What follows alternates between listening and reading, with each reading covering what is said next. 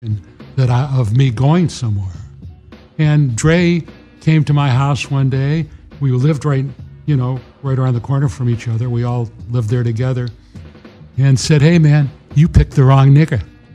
And I said, "Hey, man, I go home from the dance with who I came with." He came to your door and said that to you? Well, I was standing in the driveway. Oh, he okay. came over. We were neighbors, And he said that.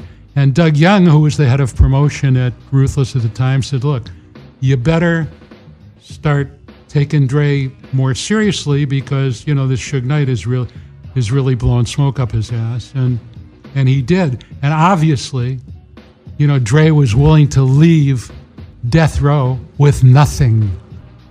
He walked out with no masters, no money, nothing. So obviously, he made the wrong mistake. Yeah. I made his deal with Jimmy Iovine. So that deal, which is the deal that he lives with today, which made him close to a billionaire. So his Aftermath deal with Interscope, I made Dre's deal with Interscope. Okay. Dre had a company that he was going to call Def Row. And the title... DEF, right? The title Def Row was owned by Unknown DJ.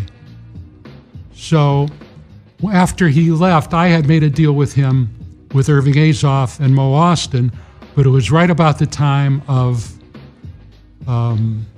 Cop Killer. Okay. When Warner Brothers was they dropped Ice-T.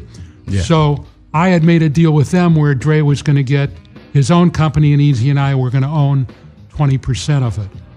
I made that deal with Irving Azoff and Mo Austin.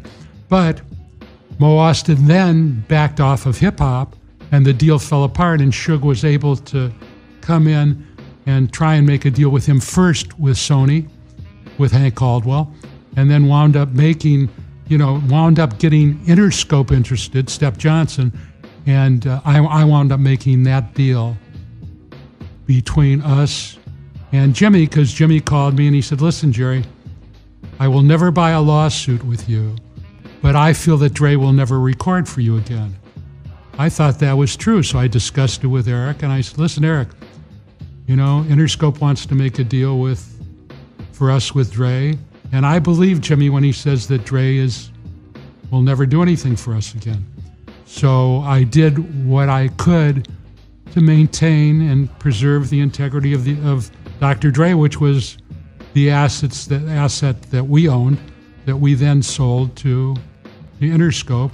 And of course, it made Interscope what it is today, and certainly has been okay for Dre too, since he is a billionaire.